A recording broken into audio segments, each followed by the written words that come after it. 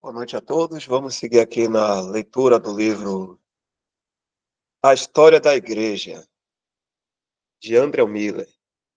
Vamos começar aqui no capítulo 14, Europa, 372 depois de Cristo a 814 depois de Cristo. A disseminação do cristianismo na Europa.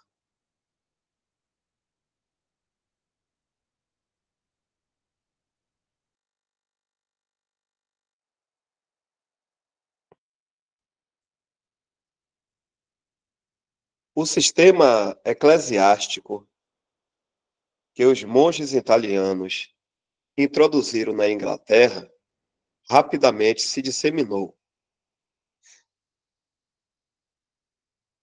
e finalmente triunfou.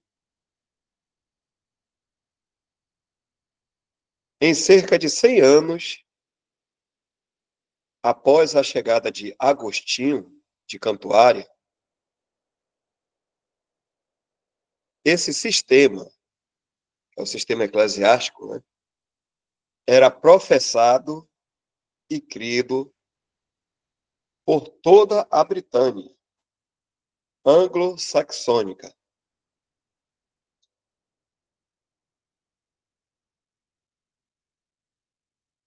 A igreja inglesa, assim fundada sobre o modelo romano, não podia falhar em manter uma posição especialmente dependente de Roma. Esta união, em um período inicial, foi promovida e fortalecida pelos monges, freiras, bispos, nobres e príncipes ingleses, que faziam frequentes peregrinações ao túmulo de São Pedro, em Roma.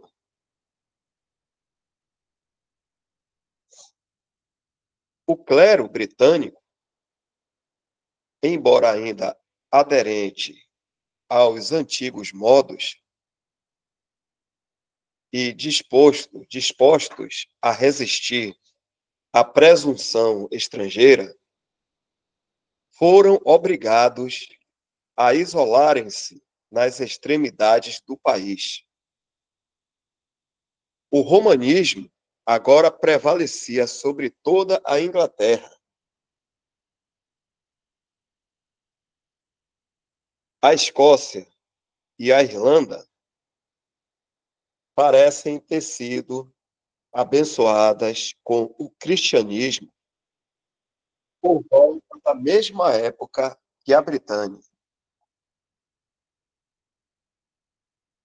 Por meio de soldados, marinheiros, missionários e cristãos perseguidos vindos do sul, o evangelho foi pregado e muitos creram. No entanto, o início da história religiosa deste país é coberto de lendas. Portanto, vamos nos referir apenas aos nomes e eventos que possuem boa autenticidade.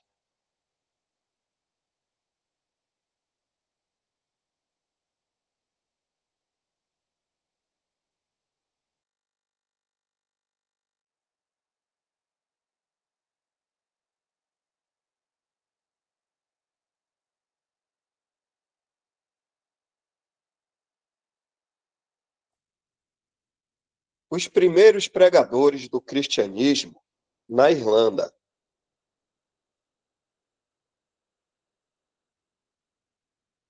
Supõe-se que Patrício, ou Patrick, o apóstolo da Irlanda, nasceu por volta do ano 372, nas margens do rio Clyde. Conta-se que Kilpatrick tenha adotado seu nome por causa dele.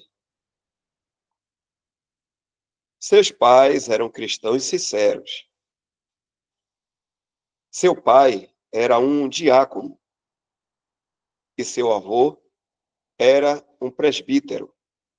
Sua mãe, que buscava instilar em seu coração as doutrinas do cristianismo, era irmã do celebrado Martinho, arcebispo de Toul. Mas o jovem Suquete,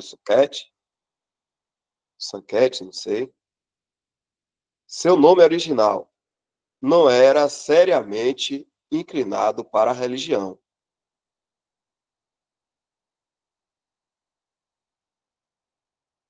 Algum tempo depois, seus pais deixaram a Escócia e se estabeleceram na Britânia.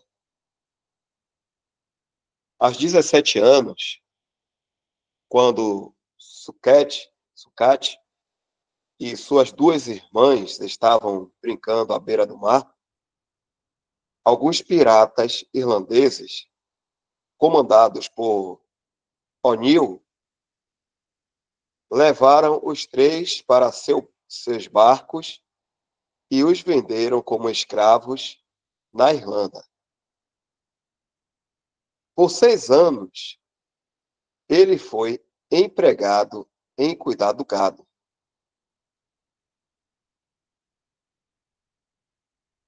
Durante o período de sua escravidão, ele suportou muitas e grandes dificuldades. Mas a consciência de seu pecado veio à tona. Ele ficou sério e pensativo. Quando tinha mais ou menos 15 anos, ele havia cometido algum grande pecado que então precisava pesadamente, que então pressionava, deixa eu ver aqui de novo, que então pressionava pesadamente sobre sua consciência, noite e dia. Ele orava com frequência e chorava muito. De fato, tal era o fervor dentro de sua alma, que ele ficou insensível ao frio, à chuva e a outras inconveniências às quais ele era exposto. Ele então pensava em seu lar, nas ternas palavras e sinceras orações de sua mãe. E Deus, graciosamente, usou a lembrança do Evangelho que ela lhe ensinava para abençoar sua alma. Ele nasceu de novo. Eu tinha 16 anos, ele diz, e não conhecia o Deus verdadeiro. Mas naquela ilha estranha, o Senhor abriu meus olhos incrédulos. E, embora tardiamente, ponderei sobre meus pecados e fui convertido com todo o meu coração ao Senhor, meu Deus, que se importou comigo em meu triste estado, teve piedade de minha juventude e ignorância e que me consolou como um pai consola seus filhos. O amor de Deus aumentou cada vez mais em mim, com fé e temor do seu nome. O Espírito me incentivou em tal nível que eu me derramava em orações umas 100 vezes por dia. E durante a noite, nas florestas e nas montanhas, quando cuidava do meu rebanho, a chuva, a neve, as geadas e os sofrimentos que eu suportei me impeliram a buscar a Deus. Naquela época, eu não sentia a indiferença que agora sinto. O Espírito fermentava o meu coração.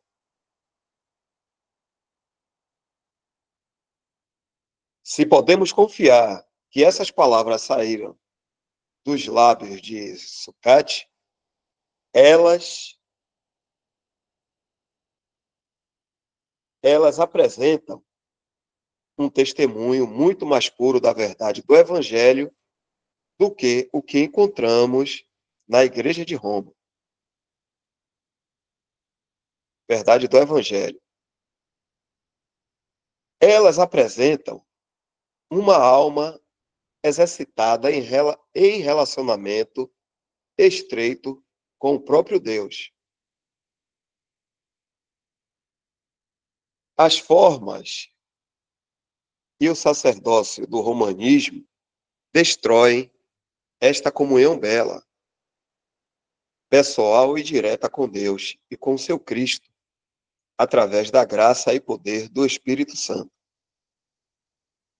Mas tal, sem dúvida, era o cristianismo dessas ilhas britânicas antes de ser corrompidas pelos missionários papais.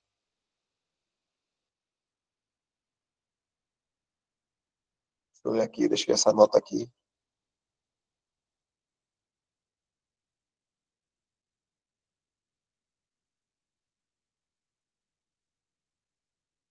Nota do tradutor. Provavelmente a referência é uma região da Irlanda chamada de Kilpatrick, ou ao sobrenome irlandês Kilpatrick.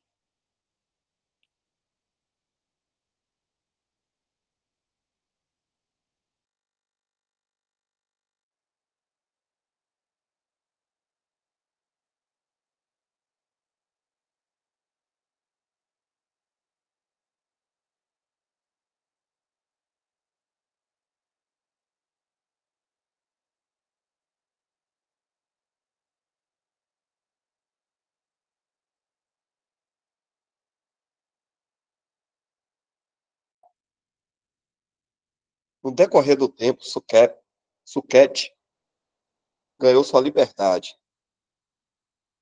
e, após viajar e pregar muito, ele retornou à sua família. Mas ele logo sentiu um desejo irresistível de voltar à Irlanda e pregar o evangelho aos pagãos, entre os quais ele tinha encontrado o Salvador.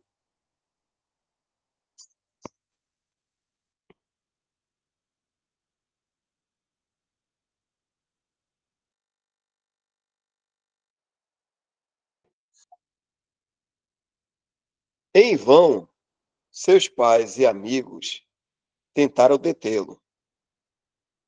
Ele rompeu todos os obstáculos e, com o coração cheio do zelo cristão, partiu para.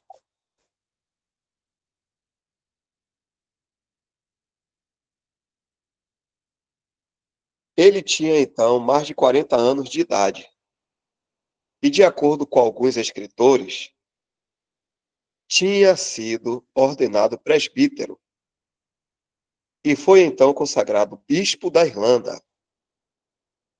Por causa disso, ele é conhecido como São Patrício. Ele devotou o resto de sua vida à Irlanda e trabalhou entre eles com grande efeito, embora em meio a muitas dificuldades e perigos. A conversão da Irlanda é atribuída aos seus esforços. O ano de sua morte é incerto. Dá uma pausa aqui, se tiver algum irmão comunhão que queira estar comentando.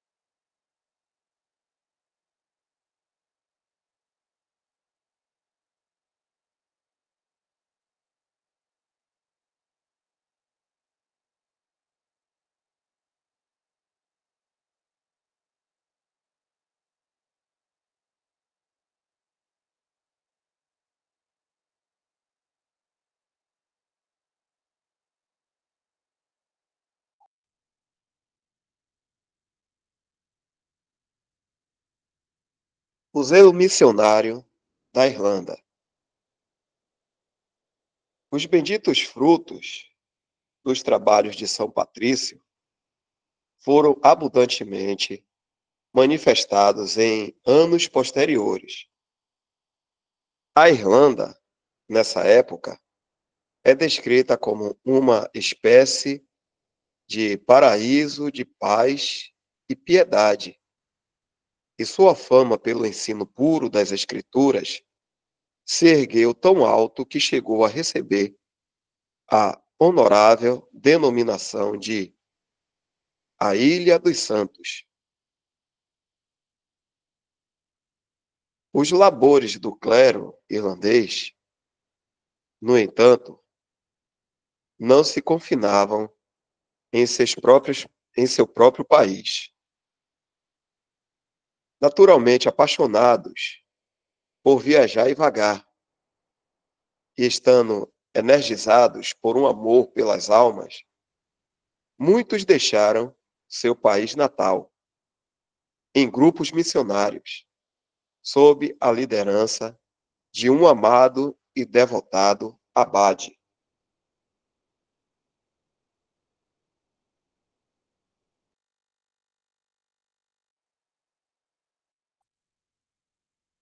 Geralmente, conta-se que os monastérios eram tão cheios de monges nessa época que não havia espaço suficiente em seu próprio país para o emprego de seu zelo,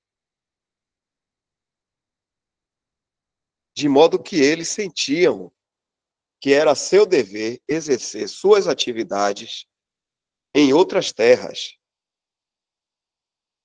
Assim, vemos uma ampla linha prateada da graça de Deus naquele povo rude, mais distintamente do que marcado do que em qualquer outra parte da cristandade. O nome do Senhor seja louvado. Mas tomemos um exemplo para observarmos estas obras.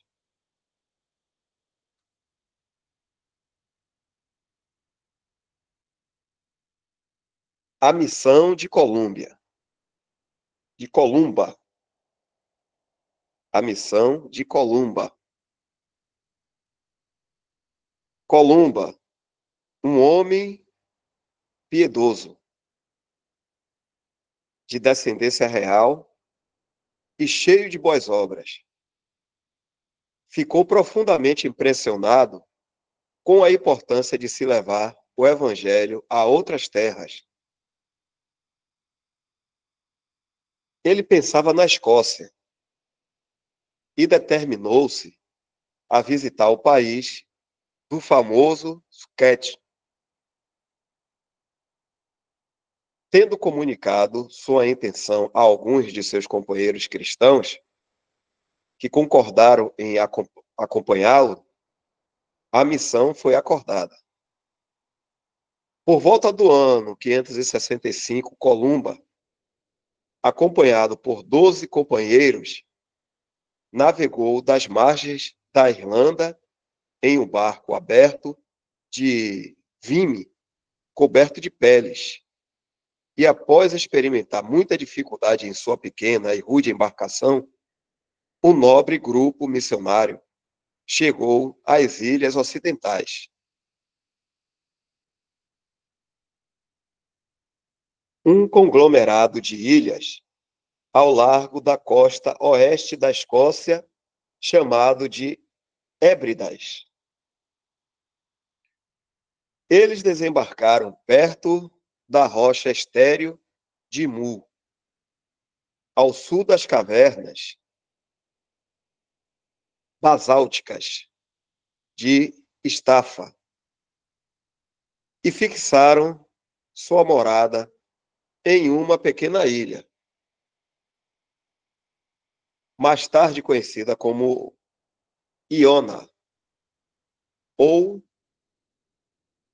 e Iconquil. Iconquil. Lá ele fundou seu monastério.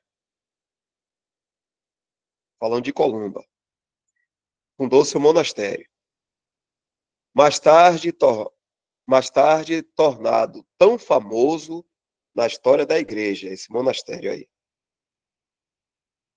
A tradição preservou um ponto na costa onde desembarcaram por meio de um montículo artificial. Montículo artificial.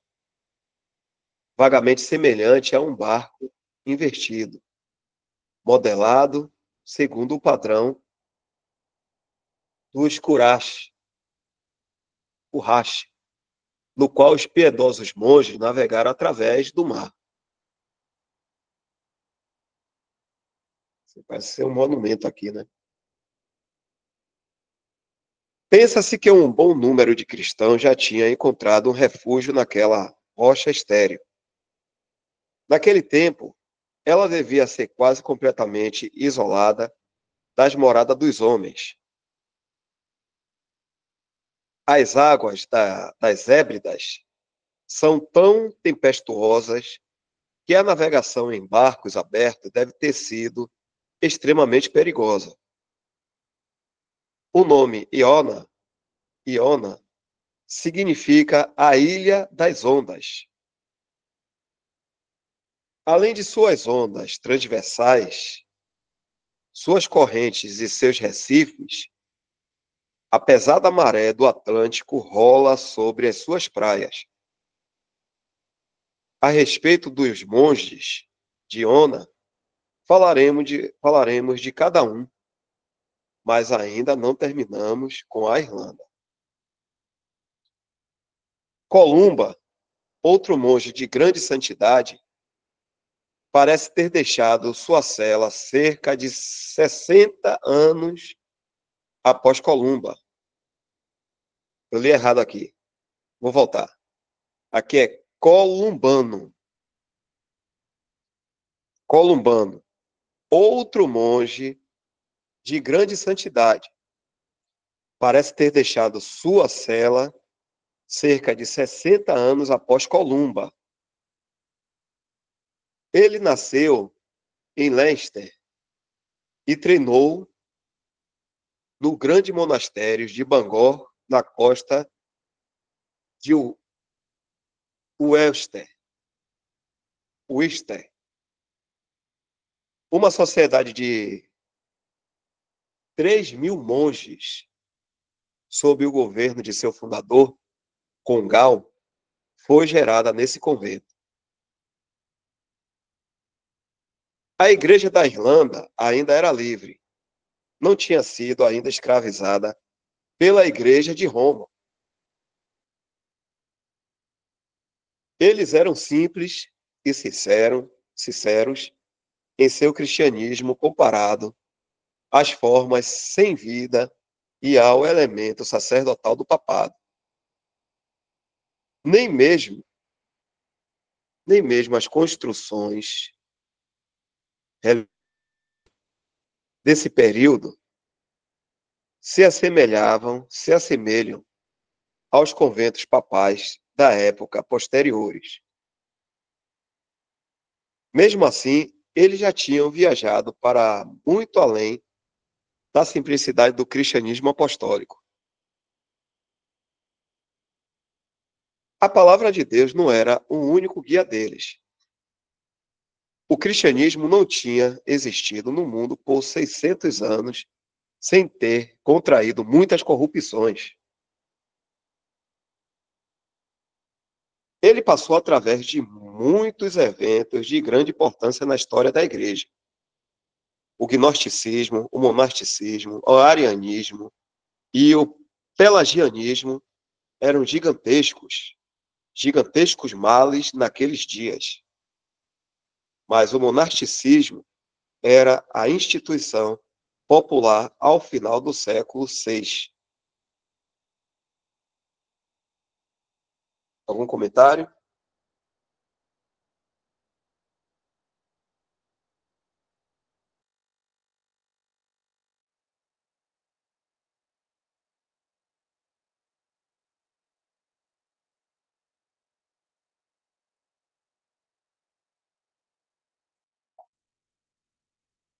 as características de um monge superior. Cria-se que um proficiente na piedade, mística daqueles dias, podia operar milagres, proferir profecias e desfrutar de visões divinas. Ele era tão cercado por uma espécie de santidade temerosa que ninguém ousava tocar no homem de Deus. Ele saía de sua cela como se viesse de um outro mundo. Com ele mesmo e suas vestes cobertas de poeira e cinzas. Ele ousadamente repreendia os vícios dos reis, confrontava os mais cruéis tiranos, ameaçava o derrube de dinastias e assumia um tom elevado de superioridade sobre todas as dignidades seculares. Assim era Columbano. Com uma colônia de monges, ele partiu de barco da Irlanda por volta do ano 590. Ele pretendia pregar o evangelho para além dos domínios francos, mas aportou na Gália.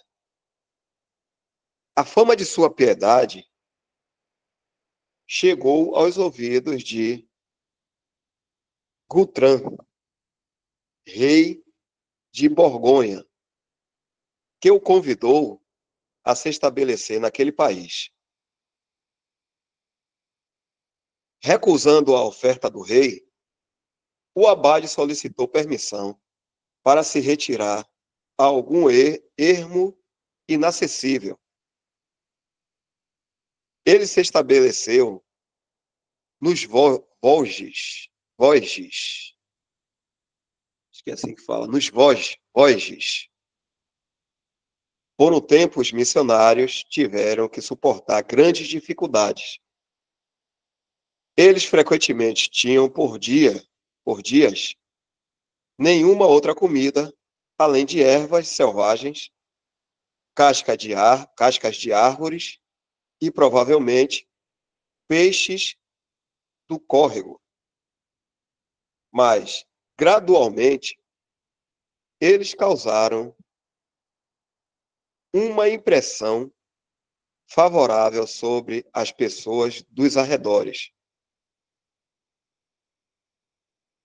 Todas as classes olhavam para eles com reverência. Provisões lhe eram enviadas, especialmente por aqueles desejosos de lucrar pelas orações daqueles homens santos. O Supremo era descrito como miraculoso. De novo, o suprimento era descrito como miraculoso. A piedade e poderes maravilhosos do abade logo reuniram muitos ao seu redor. Monastérios se ergueram em diferentes locais e os devotos se aglomeravam para enchê-los. Columbano presidiu como abade sobre todas essas instituições. Seu modo de governo foi provavelmente o mesmo que tinha em Bangor, na Irlanda. Embora seu deleite sempre fosse vagar pelos bosques selvagens, ou habitar por dias em sua caverna solitária, ele ainda exercia uma estrita superintendência sobre todos os monastérios que ele tinha formado.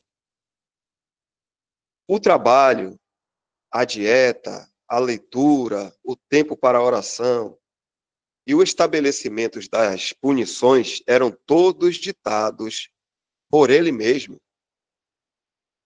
Com o tempo, ele caiu em disputas com seus vizinhos quanto ao dia de guardar a Páscoa. Ele escreveu sobre o assunto ao Papa Gregório e a Bonifácio, colocando a Igreja de Jerusalém acima da de Roma, como sendo o local da ressurreição do Senhor. Ele também trabalhou em Meltis, Suíça e Itália. Após fundar muitos monastérios, ele morreu em Roma no ano 610.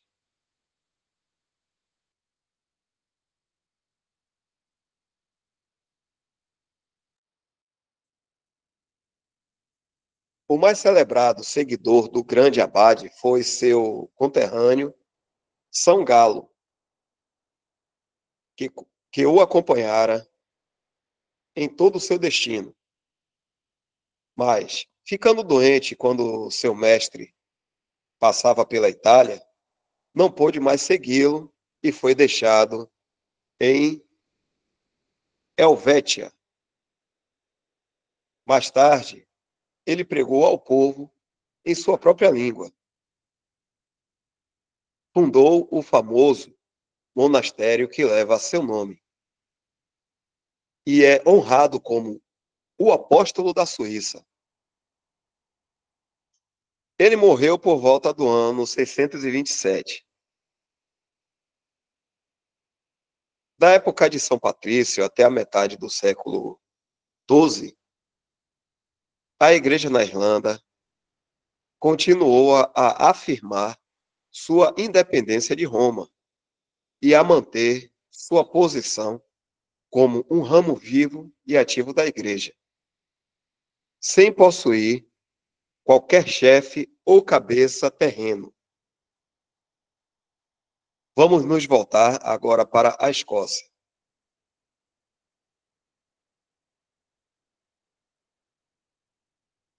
Vamos ver até onde vai isso aqui, porque quem sabe a gente lê só essa parte aqui do artigo.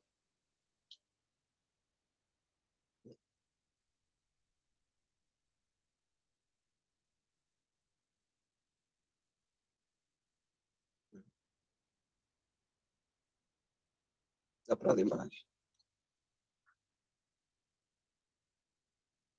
Os primeiros pregadores do cristianismo na Escócia. Cerca de 150 anos antes do famoso Columba ter desembarcado na ilha de Iona, São Niniano, um homem muito santo da nação britânica, como Bede o chama, pregou o evangelho nos distritos do sul da Escócia. Este missionário, como quase todos os santos dos primeiros séculos, é declarado como tendo sangue real. Ele recebeu sua educação em Roma, ensinado pelo famoso Martinho de Tours, e retornando à Escócia, fixou sua residência principal em Galloway. Se podemos confiar nos seus biógrafos, devemos crer que ele foi por toda a parte pregando a palavra, e que selvagens que viviam nus o ouviram, se maravilharam e foram convertidos. Ele apressou-se sobre a obra para a qual tinha sido enviado pelo Espírito. Sob o comando de Cristo, e tendo sido recebido em seu país, uma grande multidão se reuniu, com muita alegria em todos, e uma maravilhosa devoção e louvor a Cristo ressoou em todos os lugares. Alguns o tomaram por profeta.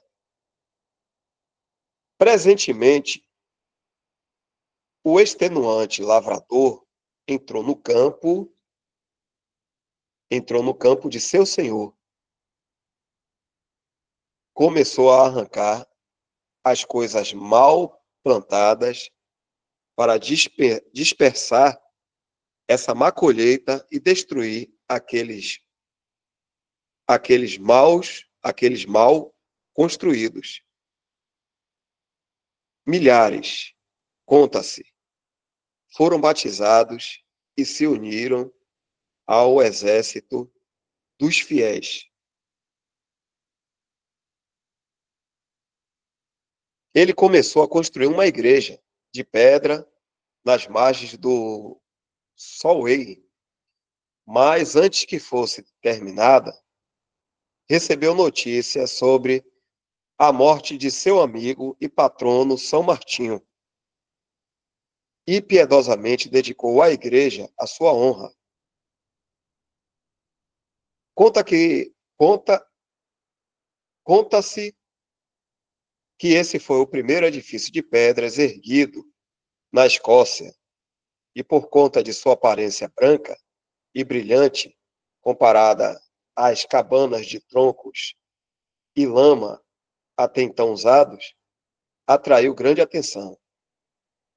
Ela foi chamada em saxão de giz derretido, e assim o é até os dias atuais.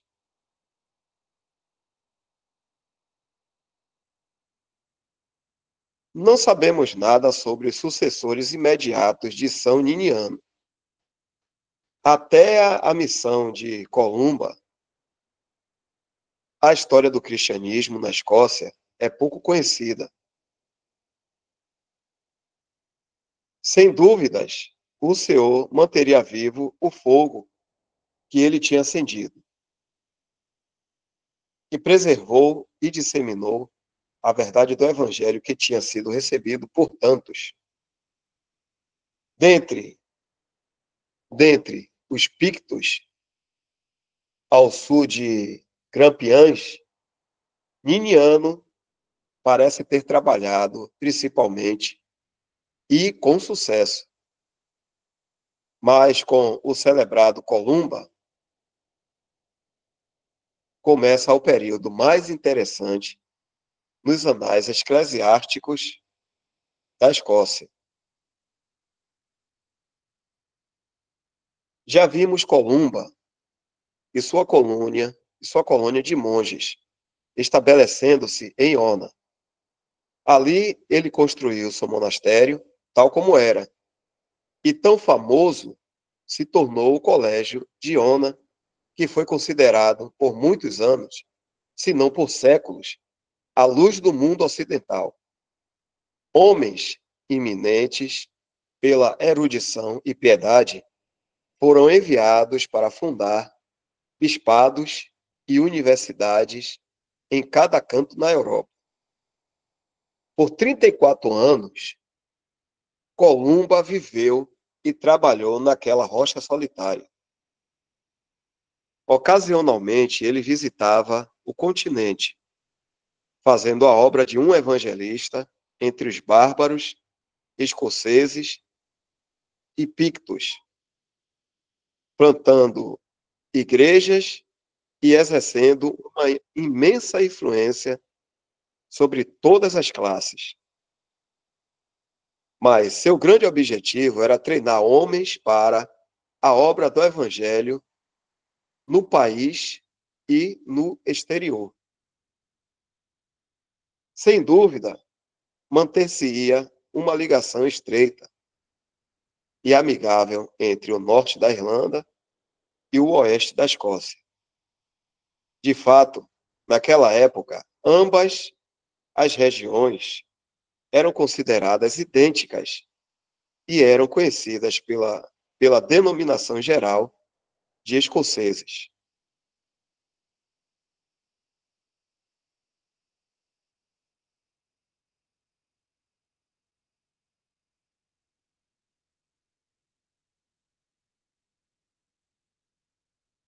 Mas eu acredito que aqui faltam 4 minutos.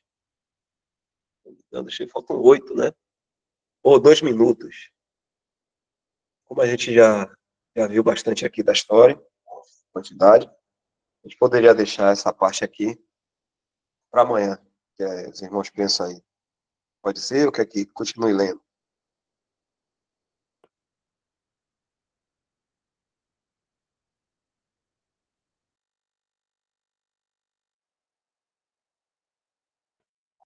Certo, então vamos deixar para amanhã